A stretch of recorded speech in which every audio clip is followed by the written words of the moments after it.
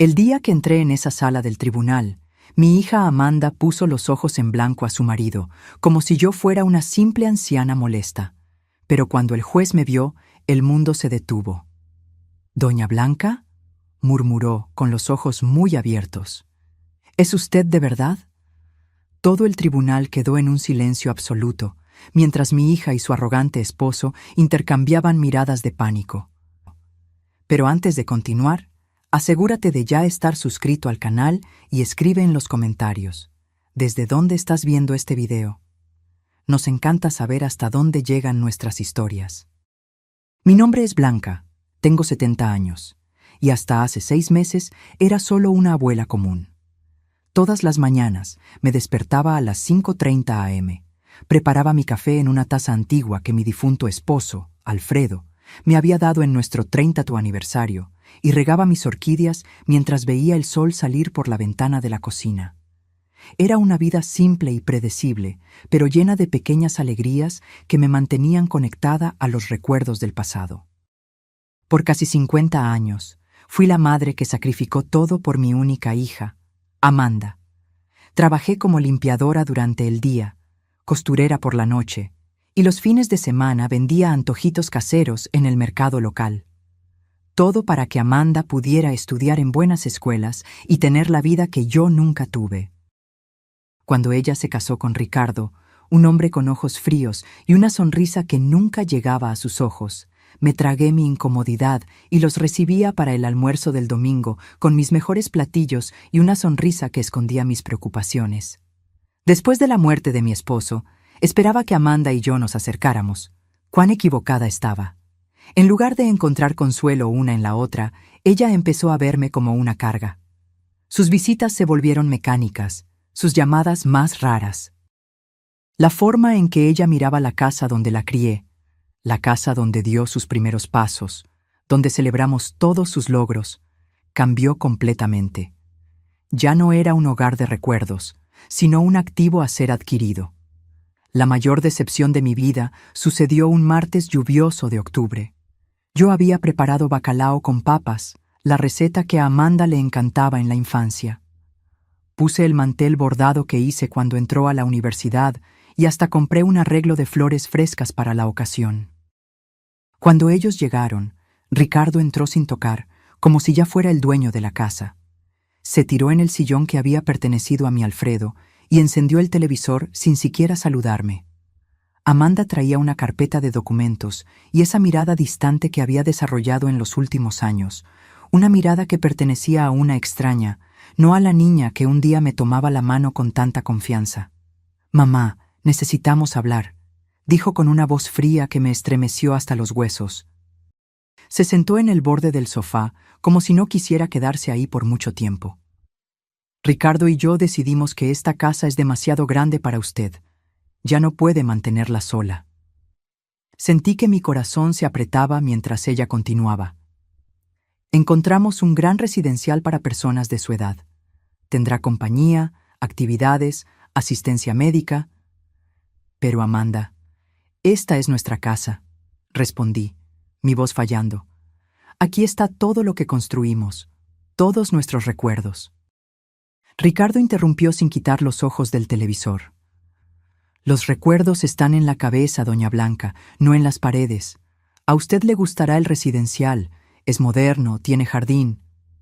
Lo que él no dijo, pero sus ojos calculadores revelaban, era que ellos querían mi casa. La casa que Alfredo y yo construimos con tanto sacrificio a lo largo de décadas. La casa donde guardábamos no solo recuerdos, sino también una parte de nuestras almas. Amanda puso la carpeta sobre la mesa. «Ya nos encargamos de toda la documentación. Solo tiene que firmar». Su voz era mecánica, como si estuviera hablando sobre un contrato cualquiera, no sobre arrancar a su propia madre del único lugar que me quedaba en el mundo. Cuando me rehusé a firmar, el clima cambió rápidamente. Ricardo apagó el televisor y me encaró con una frialdad que nunca había demostrado tan abiertamente. «Doña Blanca», dijo, acomodándose la corbata cara que usaba, «usted necesita ser razonable. No puede seguir viviendo sola. La semana pasada olvidó la estufa encendida. Es peligroso. Aquello era una mentira descarada. Yo nunca había olvidado la estufa encendida en toda mi vida. Pero me di cuenta en ese momento de que ellos estaban dispuestos a inventar cualquier cosa para conseguir lo que querían. En los días que siguieron, intensificaron la presión. Traían agentes inmobiliarios sin avisarme, personas extrañas que medían mis cuartos y hablaban sobre potencial de remodelación, como si yo no estuviera presente. Amanda empezó a empacar mis cosas sin permiso, decidiendo por su cuenta lo que yo necesitaba llevar y lo que podría ser desechado o vendido. «Este vestido es tan viejo, mamá», decía, sosteniendo el vestido azul que usé en el funeral de mi esposo. «No lo va a necesitar en el residencial». Cada objeto que ella desechaba era como si me arrancaran un pedazo de mi historia. Fotografías antiguas, cartas de amor que Alfredo me había escrito, los libros que leíamos juntos en las noches de invierno. Todo eso, para Amanda y Ricardo, era solo estorbo, ocupando espacio en la casa que ellos ya consideraban suya. La gota que derramó el vaso fue cuando Amanda encontró mi joyero. Era una pequeña caja de madera tallada que Alfredo me había dado en nuestro primer aniversario de bodas. Dentro, además de algunas piezas de valor sentimental, estaba el collar de perlas que había pertenecido a mi madre.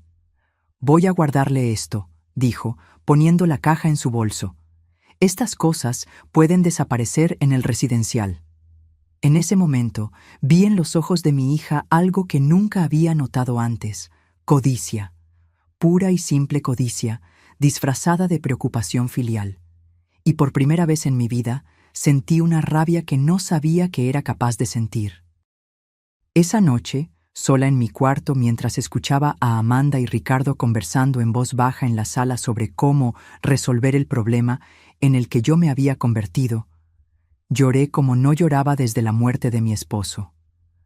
Pero no eran solo lágrimas de tristeza, eran lágrimas de indignación, de revuelta contra la injusticia de ser tratada como un objeto desechable después de una vida entera de dedicación. Fue entonces que tomé una decisión. No me iría sin luchar. No permitiría que borraran mi existencia, que me redujeran a un inconveniente a ser resuelto. Con esa determinación recién descubierta, me sequé las lágrimas y empecé a pensar en cómo podría defenderme de aquellos que debían protegerme. Lo que no sabía era que, en poco tiempo, descubriría un secreto que cambiaría completamente el equilibrio de poder en esa casa. Un secreto que mi querido Alfredo había guardado para protegerme justamente de un momento como este. A la mañana siguiente, Amanda llegó temprano con más cajas y una determinación renovada. «Hoy vamos a organizar la oficina de papá», anunció ella, dirigiéndose al cuarto que yo mantenía intacto desde que Alfredo partió, hace 3 años. «No», respondí con una firmeza que la sorprendió. «Ese lugar aún no está listo para ser tocado». «Mamá, ya pasaron 3 años», replicó con impaciencia. «No podemos mantener un santuario para siempre. La casa necesita ser preparada para la venta». Me di cuenta en ese momento de que no importaba lo que yo dijera. Ellos ya habían decidido mi futuro. La casa sería vendida, con o sin mi consentimiento. Encontrarían una forma de declararme incapaz si yo no cooperaba. Cuando Amanda salió a buscar más cajas en el auto, entré en la oficina y cerré la puerta con llave. Aquel era el último refugio de los recuerdos de mi esposo, el lugar donde su olor aún flotaba en el aire, donde sus cosas permanecían exactamente como él las había dejado. Pasé los dedos por los libros en el estante, por los papeles organizados meticulosamente en carpetas, por el portarretratos con nuestra foto de bodas. Fue entonces que noté algo a lo que nunca había prestado atención antes. En el último estante de la librería, escondida detrás de una hilera de enciclopedias antiguas, había una pequeña caja fuerte empotrada en la pared. En 47 años de matrimonio, nunca supe de su existencia. Mis manos temblaban mientras yo intentaba imaginar la combinación. Probé nuestra fecha de matrimonio, el cumpleaños de Alfredo, el nacimiento de Amanda. Nada funcionó. Finalmente, en un impulso, intenté la fecha en que nos conocimos. esa tarde lluviosa de domingo en que nos refugiamos bajo el mismo toldo de una pastelería. Para mi sorpresa, la caja fuerte se abrió. Dentro había una carpeta de cuero con las iniciales de Alfredo grabadas en dorado. Al abrirla, encontré documentos que me dejaron sin aliento. Escrituras de propiedades, extractos bancarios de cuentas que yo desconocía, certificados de acciones en empresas de renombre, pólizas de seguros con valores que me hacían dar vueltas la cabeza. Y en medio de todo eso, un sobre sellado con mi nombre escrito en la caligrafía inconfundible de mi esposo. Con las manos temblorosas, abrí el sobre y empecé a leer. Mi querida Blanca, si estás leyendo esta carta, significa que yo ya partí y que tú encontraste lo que guardé para proteger tu futuro. Perdóname por mantener en secreto nuestros verdaderos recursos financieros durante todos estos años. No fue por falta de confianza, sino por precaución.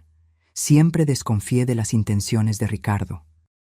Hay algo en él que me preocupaba desde el principio. Una ambición desmedida que me hizo temer por lo que podría suceder cuando yo ya no estuviera aquí para protegerte. Por eso, monté esta red de seguridad silenciosamente, invirtiendo cada centavo extra que conseguíamos ahorrar. Todo lo que está documentado en esta carpeta te pertenece exclusivamente a ti.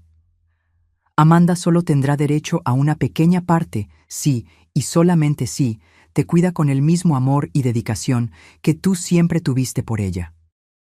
En caso contrario, tú tienes todo el poder para protegerte. Usa este poder con sabiduría, mi amor, no por venganza, sino para garantizar el respeto que te mereces. En el fondo, Amanda es una buena persona, solo fácilmente influenciable. Pero si necesitas defenderte, ahora tienes los medios para hacerlo. Con todo mi amor, para toda la eternidad, Alfredo. Las lágrimas corrían por mi rostro mientras yo absorbía cada palabra. Mi Alfredo, siempre tan quieto y discreto, había construido un imperio en silencio para protegerme. Mientras yo creía que vivíamos modestamente, él invertía en propiedades, acciones y negocios que ahora valían una fortuna. Entre los documentos, encontré algo que me dejó con la boca abierta: la escritura del edificio donde Amanda y Ricardo vivían. El apartamento lujoso del que tanto se enorgullecían, que ostentaban como símbolo de su éxito, en realidad me pertenecía. Ellos pagaban alquiler a una administradora que depositaba el valor directamente en una cuenta a mi nombre, cuenta que yo ni siquiera sabía que existía. Había más. Alfredo poseía acciones en la empresa donde Ricardo trabajaba. No eran acciones menores, sino una participación significativa lo suficiente para influir en decisiones importantes, incluso sobre el futuro de empleados como mi yerno. Sentada en el suelo de la oficina, rodeada de papeles que representaban más dinero del que yo jamás imaginé poseer, me reí entre lágrimas. Amanda y Ricardo creían que me estaban echando de mi casa para quedársela, sin tener idea de que esta casa era la más pequeña de mis propiedades. Los golpes insistentes en la puerta me trajeron de vuelta a la realidad. «¡Mamá! ¡Abra esa puerta ahora mismo!», gritaba Amanda. Rápidamente, guardé los documentos más importantes en mi bolso y devolví el resto a la caja fuerte, cerrándola cuidadosamente. Cuando abrí la puerta, Amanda me miró con irritación. «¿Qué está haciendo usted encerrada aquí adentro?». Solo me despedía. Respondí con una calma que la desconcertó. «Tienes razón, Amanda. Quizás sea hora de seguir adelante». Ella me estudió con desconfianza, pero luego su rostro se suavizó, creyendo que yo finalmente había cedido. «Me alegro de que haya entendido, mamá. Verá que es lo mejor para todos». Sí, estuve de acuerdo, sosteniendo firmemente mi bolso donde guardaba los documentos que lo cambiarían todo. Estoy segura de que cada uno tendrá exactamente lo que se merece. Esa noche, mientras Amanda y Ricardo celebraban su aparente victoria con una botella de vino caro en la sala, yo hice una llamada a un número que encontré entre los contactos de Alfredo. La doctora Elena Viana, abogada. «Doctora...». «¿Elena? Mi nombre es Blanca Mendonza. viuda de Alfredo Mendonza. Necesito su ayuda con algunos asuntos urgentes relacionados con mi herencia. Cuando colgué el teléfono, miré la fotografía de Alfredo en la mesita de noche y sonreí. Siempre lo supiste, ¿no, mi viejo? Siempre supiste que este día llegaría. Por primera vez en meses, dormí profundamente, no con la resignación de quien fue derrotada, sino con la tranquilidad de quien finalmente encontró su fuerza. La doctimo. Elena Viana era exactamente como Alfredo la describió en sus notas. Una mujer de mediana edad con ojos perspicaces que no dejaban escapar ningún detalle. Cuando entré en su oficina, 3 días después, ella ya había analizado copias de los documentos que le envié por correo electrónico y montado una estrategia preliminar. Doña Blanca, dijo después de ofrecerme un café, su esposo fue extremadamente meticuloso. Todos los documentos están en orden, las inversiones fueron hechas de forma legal y el testamento es absolutamente incontestable. Usted es, sin duda, una mujer muy rica. Esas palabras sonaban extrañas para mí, que siempre viví contando centavos para llegar a fin de mes. Pero la abogada continuó, mostrándome un informe detallado de todos mis activos. Lo más interesante, observó, es que su esposo estructuró todo de forma que su hija y yerno no puedan impugnar. La cláusula de comportamiento en el testamento es particularmente ingeniosa. Ellos solo tendrían derecho a una parte de los bienes si la cuidaran a usted con amor y respeto. Considerando lo que usted me contó sobre los intentos de ellos de removerla de su propia casa, podemos argumentar con facilidad que esa cláusula fue violada. ¿Qué debo hacer ahora?, pregunté, aún intentando absorber la magnitud de la situación. Elena se inclinó hacia adelante con un brillo determinado en los ojos. Primero, no firme absolutamente nada que ellos le pongan delante. Segundo, necesito que usted mantenga la apariencia de que aún no descubrió nada. Cuanto más se expongan, mejor para nuestro caso. ¿Y en cuanto a la casa? Déjelos pensar que vencieron, por ahora. Finja que está considerando la mudanza al residencial. Pida visitar el lugar. Cuestione sobre los costos. Cuanto más se rebelen, más munición tendremos. En las semanas siguientes, seguí las orientaciones de Elena al pie de la letra.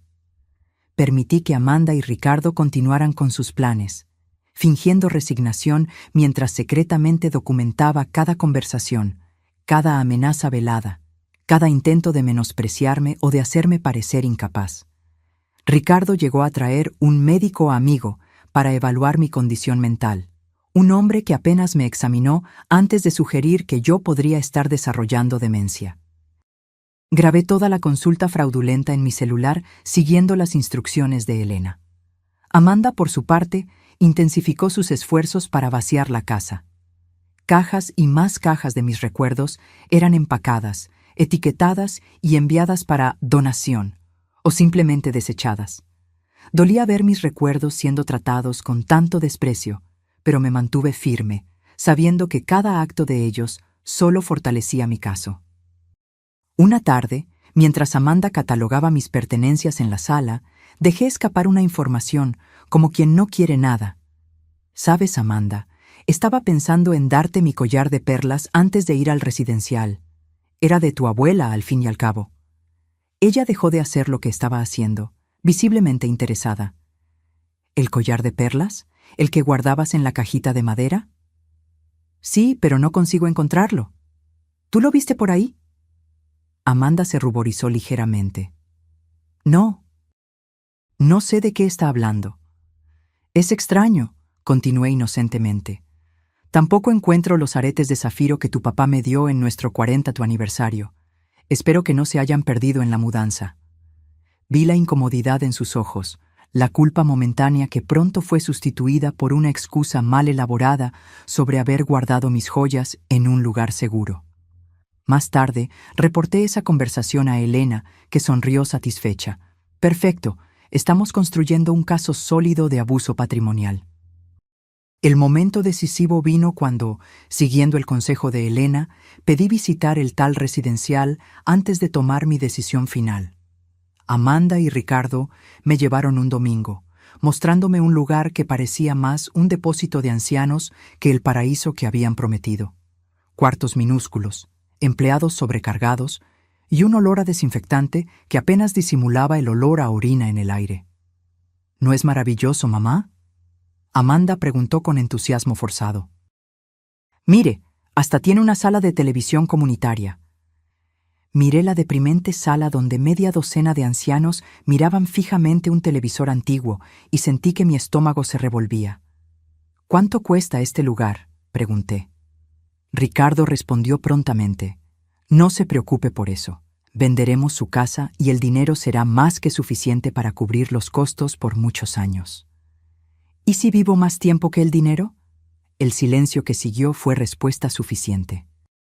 Ellos no habían pensado en eso, o peor, habían pensado y no les importaba. De vuelta a casa, permanecí en silencio mientras ellos discutían animadamente sus planes para remodelar la casa tan pronto yo me fuera. Hablaban sobre derrumbar paredes, modernizar la cocina, transformar mi cuarto en una oficina en casa para Ricardo. ¿Y el cuarto de papá?, pregunté de repente. Amanda vaciló. Bueno, estábamos pensando en transformarlo en un cuarto de huéspedes o quizás un closet más grande. Entiendo, respondí, mirando por la ventana del auto para esconder el dolor en mis ojos. Esa noche, llamé a Elena y le dije, «Estoy lista, vamos a seguir con el plan». 2 días después, Amanda y Ricardo aparecieron con los papeles finales para la transferencia de la casa y mi internamiento en el residencial.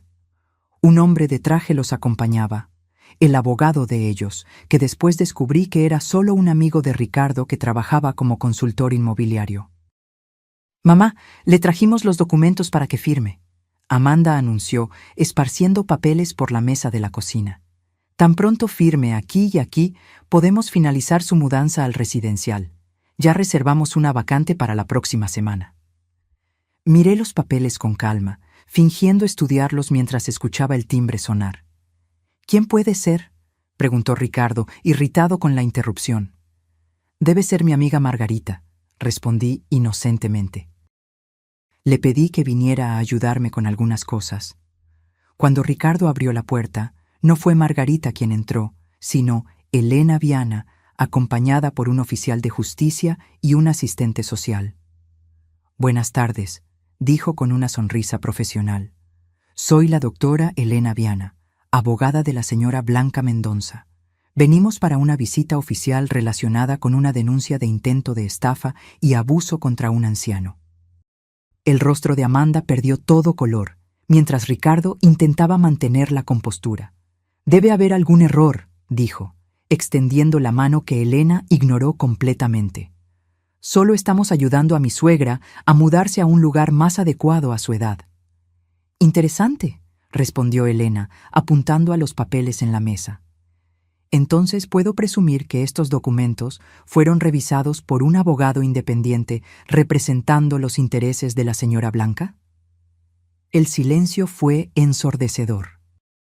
«También me gustaría informar», continuó Elena, «que tenemos razones para creer que joyas y objetos de valor pertenecientes a la señora Blanca fueron removidos de esta residencia sin su autorización. El oficial de justicia posee un mandamiento para verificar esos artículos». Fue entonces que vi algo que nunca olvidaré. El momento exacto en que mi hija se dio cuenta de que su plan se estaba desmoronando. Sus ojos se abrieron con pánico, después se estrecharon con rabia y finalmente se llenaron de lágrimas cuando la comprensión la alcanzó. «Mamá», susurró, «¿qué hiciste?». Me levanté lentamente, sintiendo una fuerza que no sabía que poseía. «¿Qué hice yo, Amanda? Me defendí, así como tu papá sabía que un día yo necesitaría hacerlo». El oficial de justicia y el asistente social empezaron a documentar el estado de la casa, fotografiando las cajas apiladas, los cuartos parcialmente vaciados, los papeles de transferencia sin firmar sobre la mesa.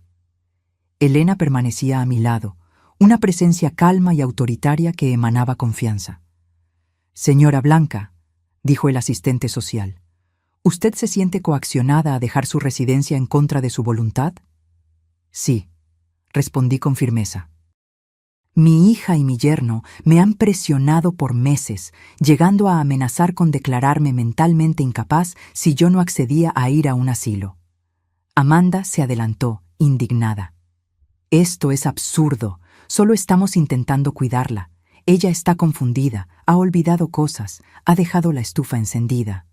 «Interesante», interrumpió Elena, retirando un pequeño dispositivo de su bolsillo. «Tengo aquí grabaciones de los últimos 2 meses que contradicen esa afirmación, incluyendo una conversación donde el señor Ricardo admite haber inventado el incidente de la estufa para convencer a la señora Amanda de que su madre no podría más vivir sola». Ricardo palideció. «Eso es ilegal. Usted no puede grabar personas sin consentimiento».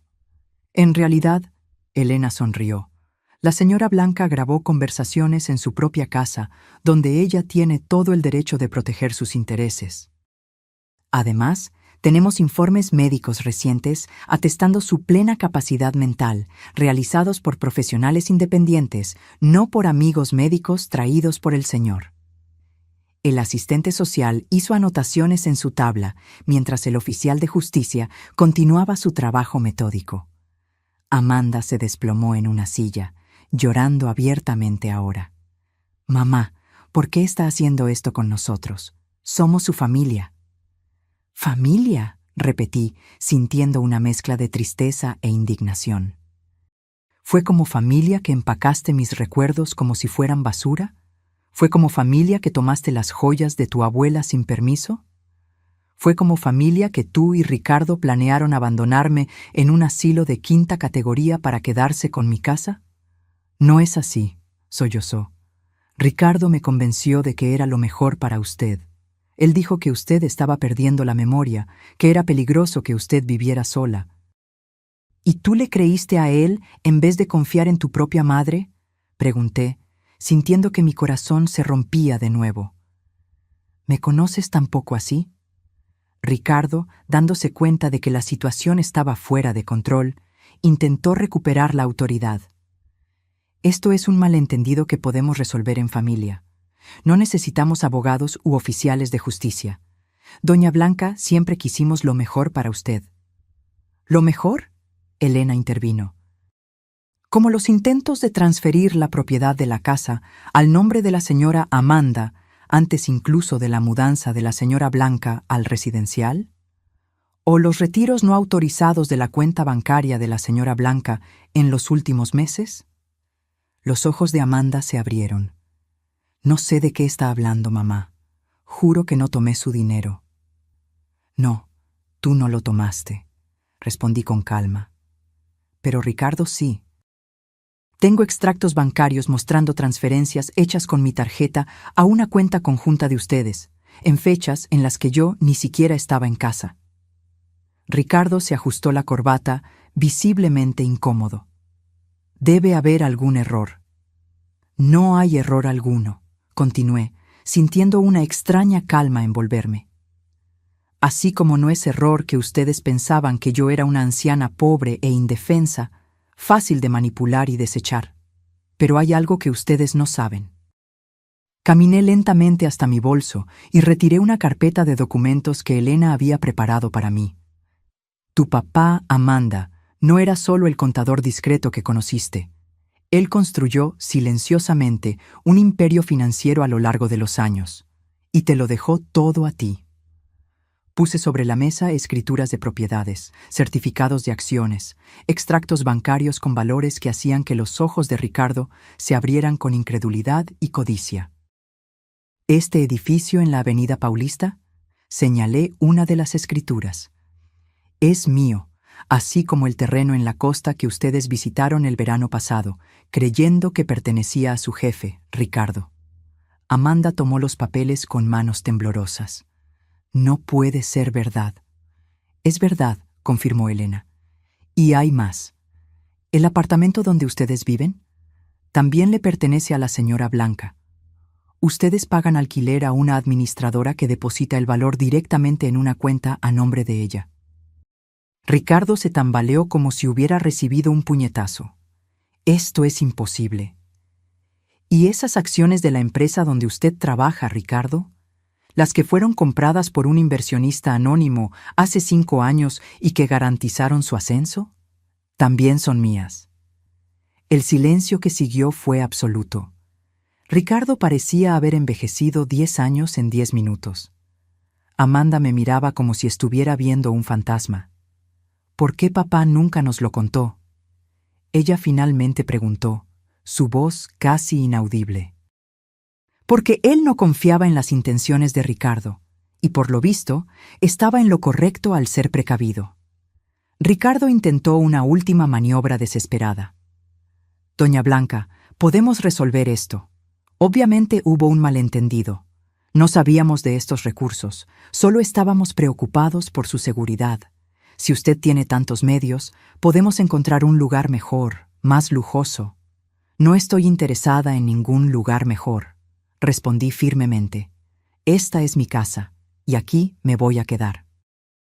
¿Y en cuanto a nuestro apartamento? Amanda preguntó, con lágrimas corriendo por su rostro. ¿Nos va a desalojar? Eso depende, respondí, sintiendo una mezcla de dolor y determinación. ¿De cuánto ustedes están dispuestos a aprender sobre respeto, dignidad y amor verdadero? Elena entonces tomó la palabra. Mientras tanto, tengo aquí una orden judicial temporal impidiendo que cualquiera de ustedes remueva más artículos de esta casa o intente transferir su propiedad. También solicitamos la devolución inmediata de todos los bienes ya removidos, especialmente las joyas de familia y documentos personales. Amanda se derrumbó en sollozos, mientras Ricardo permanecía paralizado, como si intentara procesar toda la información que acababa de recibir. El oficial de justicia continuaba su trabajo, fotografiando metódicamente cada cuarto, cada documento, cada prueba de lo que había sucedido en esa casa. Yo sugiero, dijo Elena con voz firme, que ustedes dos salgan ahora y piensen muy bien sobre sus próximos pasos.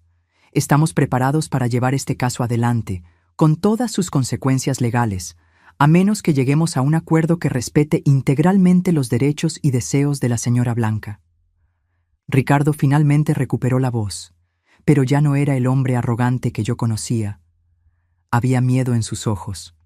¿Cuánto vale todo esto?, preguntó, haciendo un gesto en dirección a los documentos. Elena sonrió fríamente. Mucho más de lo que usted jamás podría pagar en una vida entera de trabajo, señor Ricardo. Ahora sugiero que ustedes se retiren. Cuando la puerta se cerró detrás de ellos, sentí que mis piernas flaqueaban. Elena me amparó hasta el sofá, donde me desplomé, exhausta emocionalmente. Usted fue muy valiente, dijo, sentándose a mi lado. No todos tendrían la fuerza para enfrentar a la propia familia de esa manera. No sé si fue coraje o desesperación, confesé, observando al asistente social aún haciendo anotaciones. Nunca quise llegar a este punto. Desafortunadamente, muchas veces son los que más amamos, los que más nos lastiman, Elena respondió. Pero ahora usted está en control. ¿Qué desea hacer a seguir? Miré alrededor de la sala, a las paredes que presenciaron tantos momentos de mi vida, a los espacios vacíos donde antes había fotografías y recuerdos. Quiero recuperar mis cosas, respondí con firmeza. Y después, quiero que Amanda entienda exactamente lo que ella hizo.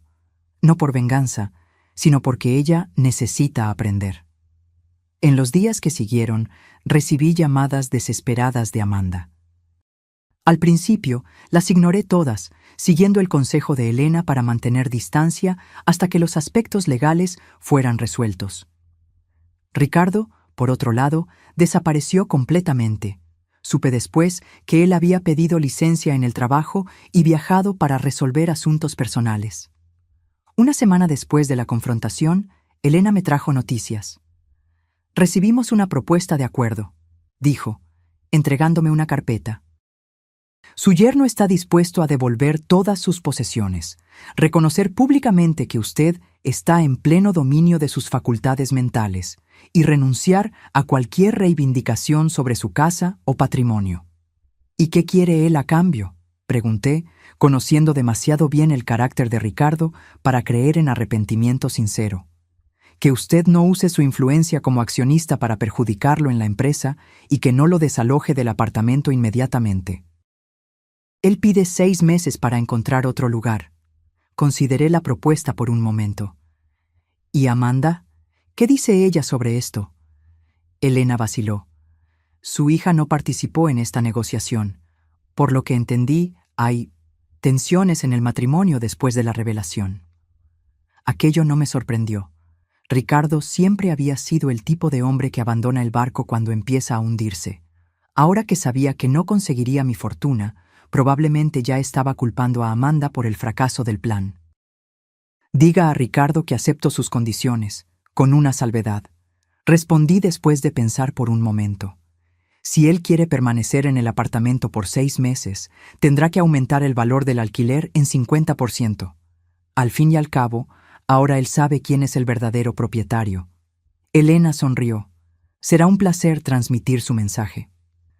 2 semanas después, recibí una visita inesperada. Amanda estaba en mi puerta, sola, con ojeras profundas y el rostro marcado por noches de insomnio. ¿Puedo pasar?, preguntó tímidamente, tan diferente de la mujer arrogante que había intentado echarme de mi propia casa. Abrí la puerta en silencio y la dejé pasar. Ella cargaba 2 grandes cajas que puso cuidadosamente sobre la mesa de la sala. Sus joyas, dijo con voz embargada. Todas ellas, y también sus álbumes de fotografía, las cartas de papá, todo lo que yo tomé. Abrí la primera caja y ahí estaban, intactos, los tesoros de mi vida. El collar de perlas de mi madre, los aretes que Alfredo me había dado, el anillo de compromiso con el pequeño zafiro que él ahorró por 1 año para comprar. Ricardo y yo nos separamos. Amanda dijo abruptamente, rompiendo el silencio. Él me culpó por todo. Dijo que yo debería haber notado que papá nunca viviría tan modestamente si no tuviera algo escondido. No respondí, solo continué verificando el contenido de las cajas, asegurándome de que todo estaba allí. «Mamá», continuó, la voz temblorosa, «sé que no merezco su perdón. Lo que hicimos, lo que yo permití que fuera hecho, es imperdonable. Pero necesito que usted sepa que yo realmente creí que estaba haciendo lo correcto». Finalmente levanté los ojos hacia ella. Y lo correcto era sacarme de mi casa, desechar mis recuerdos como basura, tratarme como una niña senil. No, admitió, lágrimas corriendo libremente. Ricardo me convenció de que usted estaba empeorando, que era peligroso que usted viviera sola. Él inventó historias sobre usted olvidando cosas, dejando la estufa encendida. Y yo le creí a él en vez de confiar en mi propia madre. ¿Por qué, Amanda?, pregunté, sintiendo el peso de décadas de amor aparentemente desperdiciado. Después de todo lo que hice por ti, después de todos los sacrificios, ¿cómo pudiste creer que yo merecía ser tratada de esa manera? Ella se sentó en el sofá, pareciendo más pequeña y más frágil de lo que jamás la había visto. Porque era más fácil, confesó finalmente.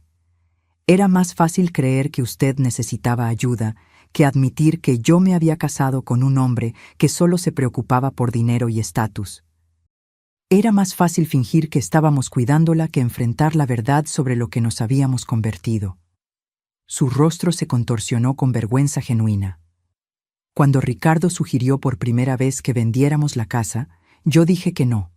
Entonces él empezó a plantar dudas en mi cabeza, pequeñas semillas de preocupación sobre su salud mental, su capacidad de vivir sola.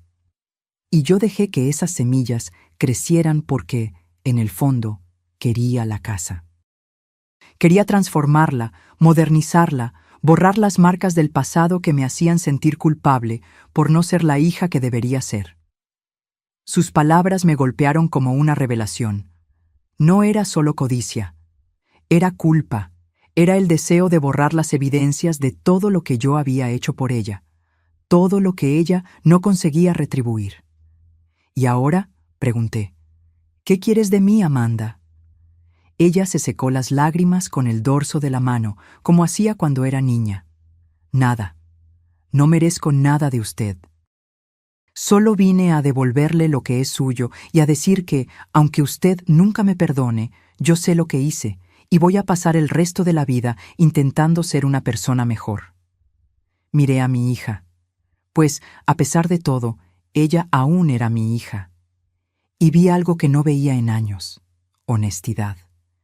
No la manipulación calculada que Ricardo había perfeccionado, ni la falsa preocupación que ella había exhibido en los últimos meses, sino vulnerabilidad genuina. ¿Dónde estás viviendo?, pregunté. Con una amiga por ahora. Estoy buscando un apartamento pequeño que pueda pagar con mi salario. Asentí, absorbiendo la información. ¿Y el apartamento? Ricardo está allá, ella respondió. Él se quedó con casi todo en el acuerdo de separación. Dijo que era lo mínimo que yo podía hacer después de arruinar nuestros planes. No pude evitar sonreír con la ironía. Ricardo continuaba siendo Ricardo, hasta el final. Amanda, dije finalmente, no puedo prometer que las cosas volverán a ser como antes. Rompiste algo profundo entre nosotras y va a tomar tiempo, si es que algún día sucede, reconstruir esa confianza. Ella asintió, aceptando mis palabras sin protesta. Pero, continué, tu papá creía que en el fondo tú aún eras la niña que él crió. Él creía que podrías encontrar tu camino de vuelta a la persona que deberías ser. Papá siempre fue mejor en ver el bien en las personas que yo, ella murmuró. Sí, estuve de acuerdo. Y quizás yo necesite aprender a tener un poco más de esa fe. No la perdoné ese día. No la invité a volver a casa, ni prometí olvidar lo que había sucedido. Pero cuando ella se levantó para irse, no la impedí de abrazarme brevemente, un contacto tímido e inseguro que contenía tanto arrepentimiento como esperanza. Después de que ella partió, me quedé sola con mis joyas recuperadas y el dolor de una traición que aún estaba muy fresca.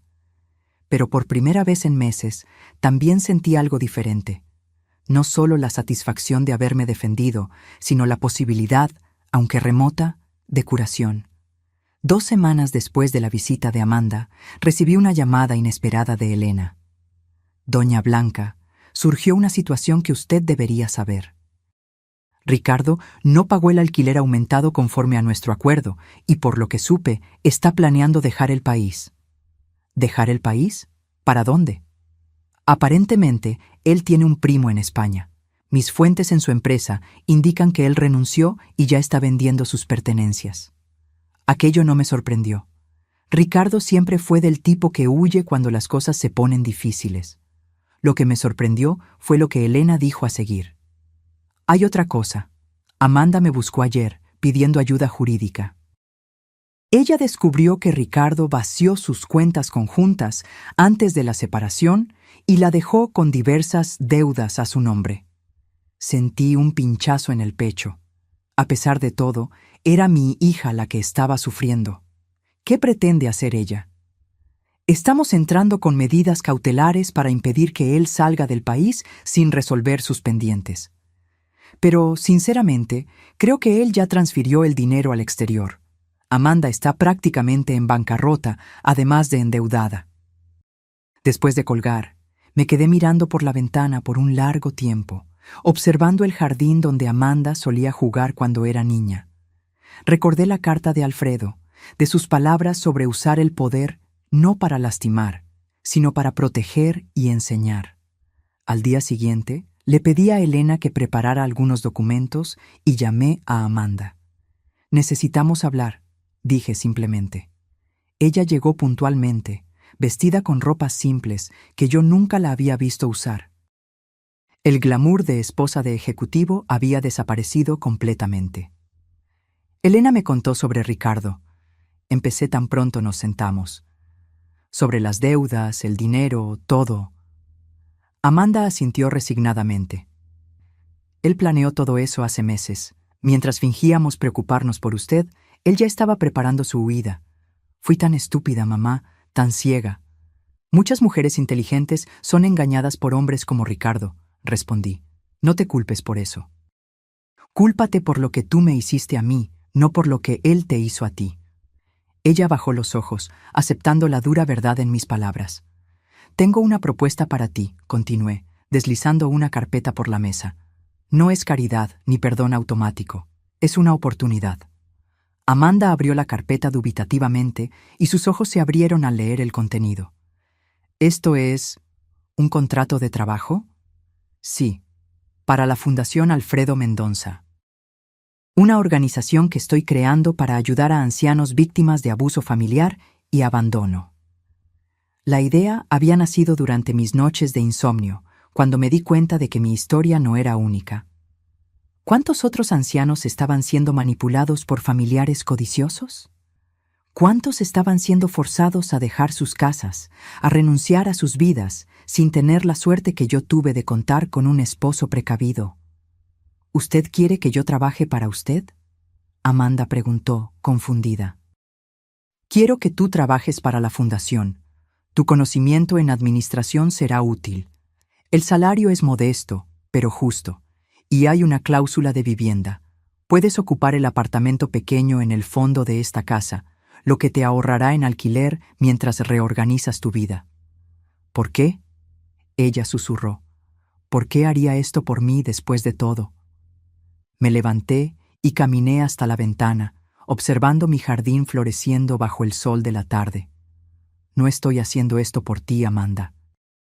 Estoy haciendo por la mujer que tú puedes llegar a ser. Por la hija que tu papá creía que tú aún eras, en el fondo. Y estoy haciendo por todos los ancianos que no tuvieron la suerte que yo tuve, que no tienen cómo defenderse. Me di la vuelta para encararla.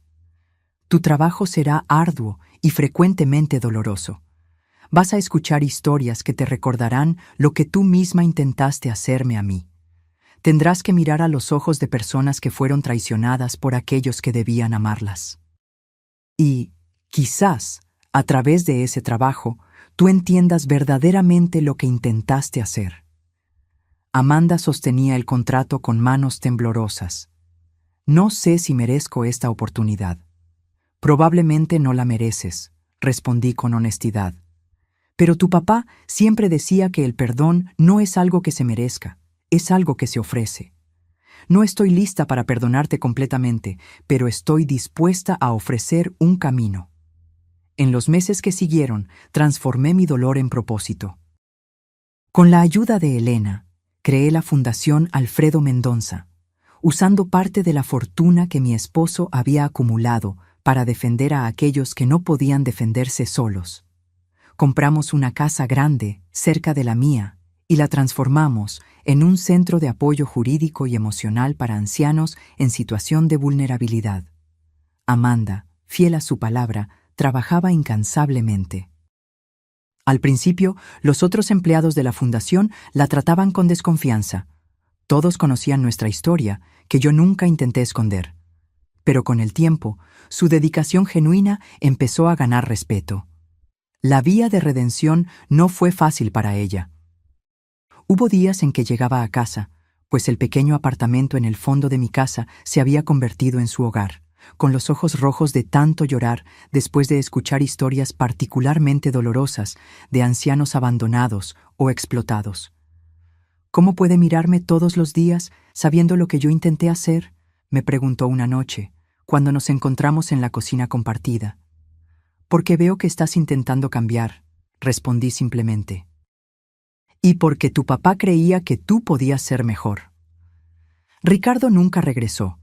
Supimos, a través de contactos de la fundación, que él se había establecido en España y ya estaba involucrado con otra mujer, una viuda rica, por coincidencia o patrón. Parte de mí se preguntaba si debería alertarla, pero otra parte sabía que algunos depredadores solo son detenidos cuando encuentran una presa que muerde de vuelta. Un año después de la creación de la fundación, recibí una honra que nunca esperé, un premio de derechos humanos por nuestro trabajo con ancianos vulnerables. El día de la ceremonia, Mientras me preparaba para dar mi discurso, miré a la platea y vi a Amanda en la primera fila, aplaudiendo con lágrimas en los ojos. Esa noche, después de la ceremonia, mientras caminábamos por el jardín de mi casa, nuestro jardín, como estaba empezando a pensar, Amanda me entregó un pequeño paquete. «¿Qué es esto?», pregunté. «Ábralo», ella respondió nerviosamente. Dentro había un libro artesanal, hecho a mano. En las páginas, Amanda había pegado fotografías antiguas de nuestra familia, muchas de las mismas fotos que ella había empacado tan descuidadamente un año antes, pero ahora cada una venía acompañada de una carta escrita a mano, recordando el momento capturado y reflexionando sobre el significado de esos recuerdos. «Pasé meses buscando estas fotos», ella explicó. Algunas estaban con Ricardo, otras con amigos a los que se las regalé sin pensar. Quería reunir nuestros recuerdos nuevamente, no para borrarlos, sino para honrarlos. Hojeé el libro con cuidado, sintiendo el peso de las décadas de historia familiar en mis manos. En la última página había una foto reciente de la fundación, con todo el equipo reunido enfrente del edificio, y abajo una simple inscripción: «Para mi mamá, que me enseñó que nunca es demasiado tarde para empezar de nuevo». Y para mi papá, que siempre supo que yo encontraría mi camino de vuelta. Esa noche, por primera vez en más de un año, abracé a mi hija sin reservas. No era un perdón completo. Algunas heridas son demasiado profundas para cicatrizar completamente. Pero era un comienzo, un reconocimiento de que ambas estábamos cambiando, creciendo, aprendiendo a ser una familia nuevamente, esta vez basada en respeto mutuo en vez de obligación. Mientras observábamos las estrellas desde nuestro jardín compartido, pensé en Alfredo y en cómo él había planeado todo esto. No solo la protección financiera, sino también la posibilidad de redención. Él conocía a nuestra hija mejor que cualquiera de nosotras. Sabía que ella podría perderse, pero también creía que ella podría encontrar su camino de vuelta a la luz. Y mientras las estrellas brillaban encima de nosotras, sentí que él tenía razón, sobre todo. 18 meses después de la creación de la fundación, recibí una noticia que lo cambiaría todo nuevamente. Uno de los abogados voluntarios que trabajaba con nosotros me buscó con una expresión grave. «Doña Blanca, encontramos algo que usted debería ver», él dijo, entregándome una carpeta. Durante nuestra investigación para el caso de la señora Olivia, descubrimos que el mismo esquema fue usado contra varias otras ancianas. ¿Y adivine quién está detrás de todo? Abrí la carpeta y sentí que mi sangre se helaba. Ahí estaba Ricardo, usando otro nombre, pero inconfundible en las fotografías de vigilancia. Él había regresado a Brasil secretamente y estaba operando un esquema sofisticado para engañar a viudas ancianas, haciéndolas firmar documentos que transferían sus propiedades a empresas fantasma. «Él volvió», murmuré, «y está haciendo lo mismo con otras mujeres». El abogado asintió sombríamente. «Ya informamos a las autoridades, pero necesitamos a alguien que lo conozca para hacer una identificación formal, alguien que pueda testificar sobre sus métodos y su personalidad». Esa noche, conversé con Amanda sobre el descubrimiento. Ella palideció al ver las fotografías y los documentos. Él no cambió nada, ella dijo con amargura. Solo encontró nuevas víctimas. Las autoridades quieren que testifiquemos contra él, expliqué. Yo ya decidí que voy, pero tú no necesitas involucrarte si no quieres. Amanda me miró con una determinación que me recordó a mí misma. No, mamá, necesito hacer esto. Necesito enfrentarlo, no solo por nosotras, sino por todas esas mujeres.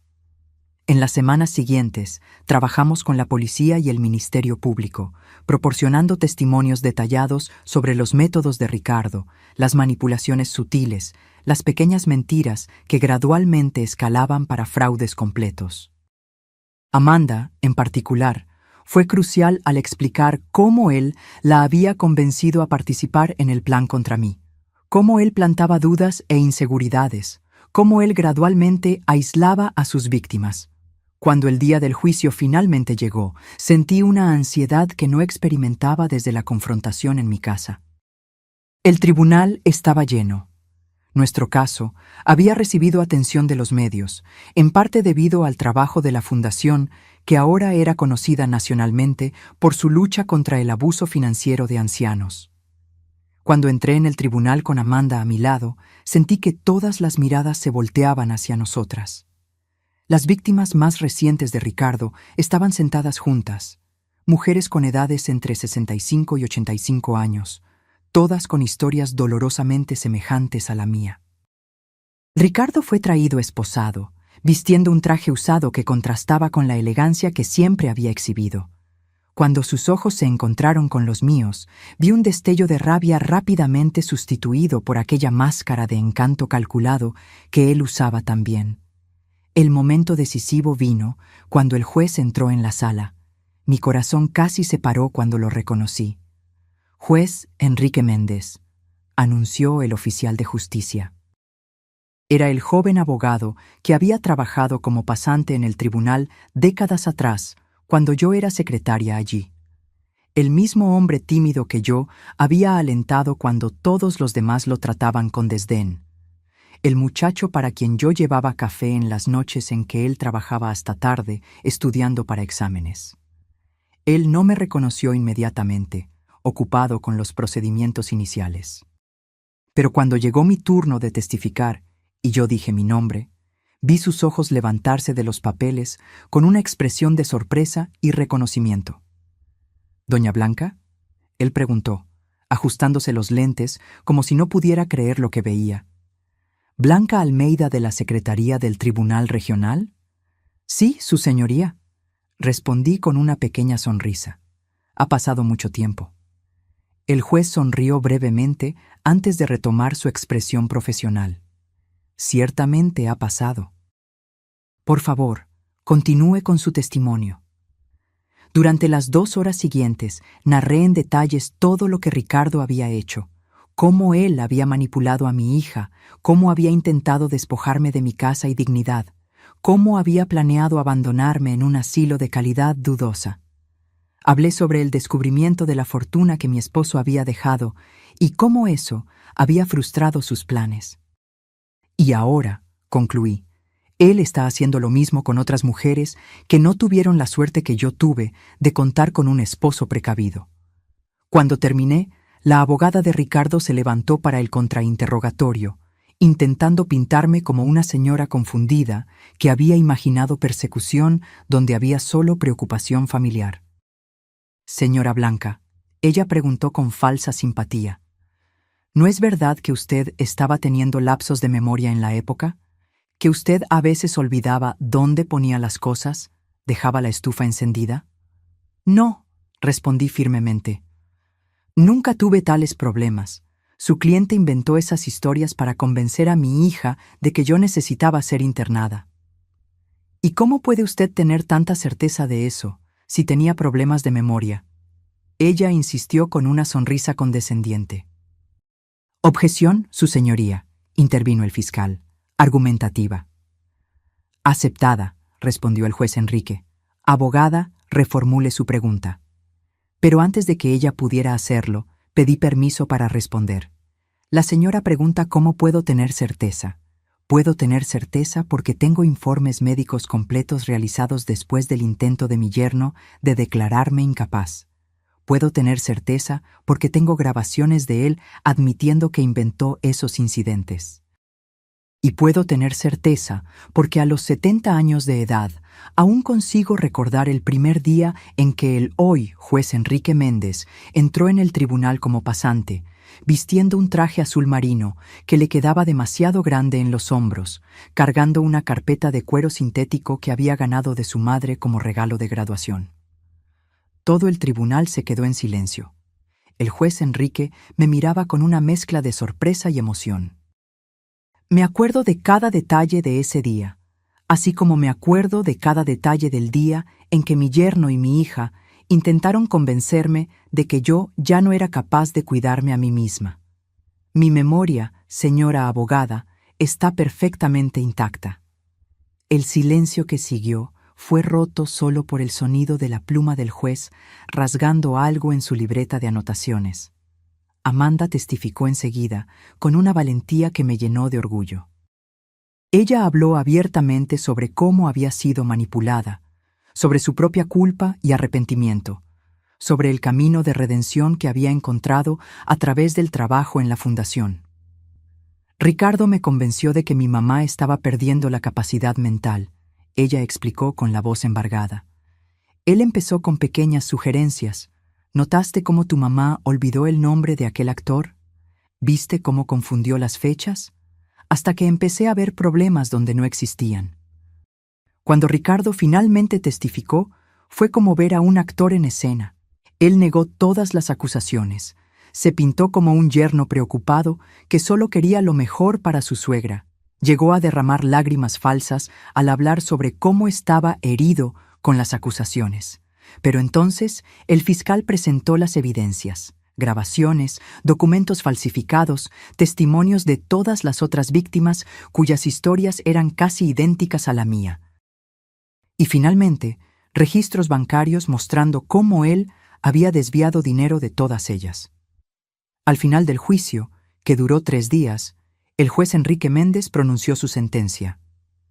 Ricardo Alves da Costa. Este tribunal lo considera culpable de todas las acusaciones de estafa, falsedad ideológica, coacción y abuso contra ancianos vulnerables.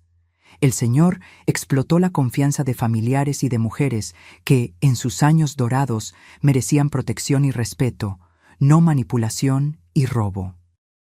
El juez ajustó los lentes, mirando directamente a Ricardo. Particularmente perturbador para este tribunal es la frialdad con que el señor planeó y ejecutó sus crímenes, apuntando específicamente a personas que el señor consideraba débiles e incapaces de defenderse. Él hizo una pausa, entonces continuó con una voz que combinaba autoridad y emoción contenida. Por estos crímenes, condeno al señor a 12 años de reclusión en régimen cerrado, además de la restitución integral a las víctimas y multa proporcional al daño causado. Mientras Ricardo era llevado fuera del tribunal, el juez Enrique me miró y me hizo un pequeño gesto de reconocimiento que pocos notaron, pero que para mí significó todo. Un recordatorio de que bondades pequeñas, como alentar a un joven pasante inseguro décadas atrás, pueden regresar cuando menos se espera. Al salir del tribunal, fuimos rodeadas por reporteros y por otras ancianas que habían asistido al juicio para buscar inspiración y esperanza. Una señora de cerca de 80 años se acercó a mí con lágrimas en los ojos. «Usted me dio valor», ella dijo, tomando mis manos. Después de verla en el periódico hablando sobre la fundación, me di cuenta de que mi sobrino estaba haciendo lo mismo conmigo. Gracias a usted, conseguí parar antes de que fuera demasiado tarde. Esa noche, en casa, Amanda y yo nos sentamos en el jardín con una botella de vino, celebrando no solo la victoria en el tribunal, sino también el camino que habíamos recorrido juntas. ¿Sabes qué es lo más irónico?, ella dijo, mirando a las estrellas. Si Ricardo nunca hubiera intentado tomar su casa, la fundación jamás habría existido. Todas esas mujeres que estamos ayudando ahora no tendrían a dónde ir. Tu papá siempre decía que incluso en las peores situaciones podemos encontrar propósito, respondí. Creo que, al final, él estaba en lo correcto sobre eso también. Amanda sonrió, una sonrisa que finalmente alcanzaba sus ojos, recordándome a la niña que ella había sido antes de que Ricardo entrara en nuestras vidas. Él estaría orgulloso de usted, mamá, de todo lo que usted construyó a partir del dolor. De nosotras dos, corregí gentilmente. Él siempre supo que tú encontrarías tu camino de vuelta. Miramos al cielo estrellado en silencio por algunos minutos, cada una perdida en sus propios pensamientos. La fundación se había convertido en más que solo un trabajo para nosotras. Era una misión compartida, un propósito que nos reconectó de una forma que yo nunca imaginé ser posible después de todo lo que habíamos pasado. Lo que sucedió hoy en el tribunal, Amanda dijo finalmente, cuando el juez la reconoció, fue como ver al destino desenvolviéndose, como si todas las piezas finalmente encajaran. La vida es así, respondí. A veces las gentilezas que ofrecemos regresan cuando más las necesitamos. Nunca imaginé que aquel joven pasante tímido un día se convertiría en el juez que condenaría a Ricardo. Usted siempre fue así, ¿no? Siempre ayudando a los otros sin esperar nada a cambio. Sonreí, recordándome de todos los pequeños gestos a lo largo de mi vida que nunca consideré extraordinarios. Llevar café a pasantes que trabajaban hasta tarde, defender a empleados más jóvenes de jefes tiránicos, ofrecer un hombro amigo a colegas en dificultades. Es solo la forma como fui criada, respondí. Tu abuela siempre decía que la bondad es la única inversión que nunca falla. Amanda levantó su copa. A la justicia y a la bondad que siempre regresa. 5 años pasaron desde el juicio de Ricardo. La Fundación Alfredo Mendonça se volvió una referencia nacional en la defensa de los derechos de los ancianos. Lo que empezó como una pequeña oficina de apoyo jurídico se expandió para 3 unidades en diferentes ciudades, ofreciendo no solo asistencia legal, sino también apoyo psicológico, actividades sociales y, más recientemente, vivienda temporal para ancianos en situación de vulnerabilidad. En una mañana soleada de primavera, yo estaba sentada en el jardín de la fundación, observando a un grupo de señoras participando de una clase de tai chi, cuando Amanda se acercó con un sobre en las manos. Llegó hoy, ella dijo, entregándome el sobre con el sello del Ministerio de Justicia. Creo que es lo que estábamos esperando. Con manos ligeramente temblorosas por la edad, ahora con 75 años, yo ya sentía el peso de los años en las articulaciones, abrí el sobre y leí su contenido. Fue aprobado, anuncié, sintiendo un nudo en la garganta. El proyecto de ley blanca para protección patrimonial y psicológica de ancianos vulnerables fue sancionado ayer. Amanda se sentó a mi lado, sus ojos brillando con lágrimas contenidas. Lo conseguimos, mamá. Realmente lo conseguimos. El proyecto, fruto de 3 años de trabajo incansable junto a legisladores y organizaciones de defensa de los derechos de los ancianos, creaba mecanismos legales más robustos para proteger a personas mayores de 65 años contra abusos financieros y psicológicos, especialmente aquellos perpetrados por familiares. Era la culminación de todo lo que habíamos aprendido con nuestra propia experiencia dolorosa, transformada en un instrumento que podría evitar que miles de otros ancianos sufrieran el mismo calvario. Tu papá estaría tan orgulloso, murmuré, guardando la carta cuidadosamente de vuelta en el sobre. No solo de nosotras, sino de cómo su previsión nos permitió crear algo tan más grande que nosotras mismas.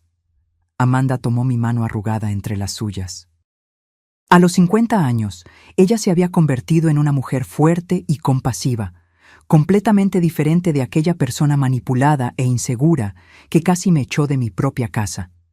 Su trabajo en la fundación la había transformado, así como me había transformado a mí. Tengo algo para mostrarle, ella dijo, ayudándome a levantarme. Una sorpresa que estamos preparando para la celebración del aniversario de la fundación. Caminamos juntas hasta la nueva ala del edificio principal, que había sido mantenida cerrada en las últimas semanas durante las remodelaciones. Amanda abrió la puerta y me condujo para adentro. Las paredes, antes vacías, ahora estaban cubiertas con fotografías, docenas de ellas enmarcadas cuidadosamente. Eran rostros de ancianos a los que habíamos ayudado a lo largo de los años, cada uno con una pequeña placa contando brevemente su historia. Este es el corredor de las historias, Amanda explicó. Queremos que todos los que visiten la fundación vean los rostros y conozcan las historias de las personas que ayudamos, para que entiendan que cada anciano no es solo un caso, sino una vida entera de experiencias, recuerdos y dignidad. En el centro de la pared principal había un espacio vacío esperando un cuadro más grande. Y aquí, ella continuó, irá su fotografía, mamá, con la historia que empezó todo esto. Sentí que mis ojos se llenaban de lágrimas. No sé si merezco un lugar de destaque así. Al fin y al cabo, tuve suerte. Muchos otros no tienen la protección que Alfredo me dejó. Es exactamente por eso que su historia necesita ser contada, Amanda insistió. Para mostrar que resistir es posible, que nunca es demasiado tarde para defenderse y que incluso las peores traiciones pueden eventualmente llevar a algo bueno. Caminamos lentamente por el corredor, parando para leer algunas de las historias. La señora Olivia, 82 años, que recuperó su casa después de que el sobrino intentó venderla sin su consentimiento. El señor Alberto, 77 años, que escapó de un matrimonio abusivo después de décadas de manipulación psicológica. La señora Carmen, 90 años, que denunció a los hijos por apropiación indebida y ahora daba conferencias sobre independencia financiera en la tercera edad. Todas esas personas, dijo Amanda, encontraron su voz y su fuerza porque usted encontró la suya primero. Esa noche, después de un día cansado pero gratificante, regresé a mi casa, la misma casa que casi perdí 5 años antes. Amanda ahora vivía en una casita propia cerca de la fundación, pero aún cenábamos juntas regularmente y, los domingos, ella venía a tomar desayuno conmigo, retomando una tradición que habíamos perdido durante los años difíciles. Me senté en el porche con una taza de té, observando el jardín que Alfredo tanto amaba y que ahora estaba más bonito que nunca. Las orquídeas florecían en abundancia, cuidadas por mis manos que, aunque más lentas con la edad, aún sabían exactamente cuánta agua y sol cada planta necesitaba. Pensé en cómo mi vida había cambiado completamente en estos últimos años. De la casi tragedia de perder mi casa y dignidad, surgió un propósito que nunca imaginé tener. De la traición de mi única hija, nació una reconciliación más profunda y verdadera de lo que nuestro relacionamiento anterior jamás había sido. En la mesa al lado de mi sillón estaba el viejo joyero que Amanda había intentado llevarse, ahora devuelto y restaurado. Lo abrí y tomé el collar de perlas de mi madre, pasando los dedos por las cuentas lisas y brillantes. Mañana lo usaría en la ceremonia de conmemoración del aniversario de la fundación, donde sería anunciado oficialmente el proyecto de ley blanca. Un pequeño sobre en el fondo de la caja me llamó la atención. Lo abrí y encontré una nota escrita a mano por Amanda. Mamá, nunca podré borrar completamente el dolor que causé, pero espero seguir siendo digna de la segunda oportunidad que usted me dio. Cada día en la fundación me recuerda que nuestro trabajo no es solo sobre leyes y derechos, sino sobre restaurar la dignidad que muchos intentan quitar de nuestros ancianos. Gracias por enseñarme que nunca es demasiado tarde para empezar de nuevo. Nunca es demasiado tarde para hacer lo correcto. Con todo mi amor y gratitud, Amanda. Guardé la nota de vuelta en la caja, sintiendo una paz que solo viene cuando finalmente entendemos que incluso las experiencias más dolorosas pueden llevarnos a lugares que nunca imaginamos alcanzar. A la mañana siguiente, cuando me preparaba para la ceremonia, miré mi reflejo en el espejo. Vi los cabellos blancos que ahora usaba con orgullo, las arrugas que marcaban un rostro que había conocido tanto sufrimiento como alegría, los ojos que habían llorado tantas lágrimas, pero que ahora brillaban con propósito y satisfacción. Y pensé en lo que diría en mi discurso, en las palabras que me gustaría que otras mujeres de mi edad escucharan y se llevaran consigo. Nunca es demasiado tarde para defenderse. Nunca es demasiado tarde para transformar dolor en propósito. Y nunca, jamás, es demasiado tarde para descubrir su propia fuerza, incluso cuando aquellos que debían protegerla son los mismos que intentan derribarla. Cuando llegué a la fundación esa mañana, fui recibida por una multitud de rostros sonrientes. El equipo que habíamos construido, los ancianos que habíamos ayudado, autoridades y partidarios que creían en nuestra causa. Y en el centro de todo, Amanda, ahora directora ejecutiva de la fundación, me esperaba con un abrazo cálido y sincero.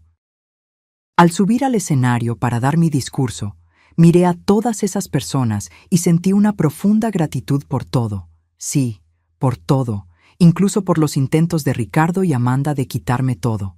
Porque sin aquella oscuridad, yo jamás habría descubierto la luz que ahora iluminaba tantas otras vidas. Mi nombre es Blanca, empecé, ajustando el micrófono. Tengo 75 años y esta es la historia de cómo casi lo perdí todo, solo para encontrar un propósito más grande de lo que jamás imaginé.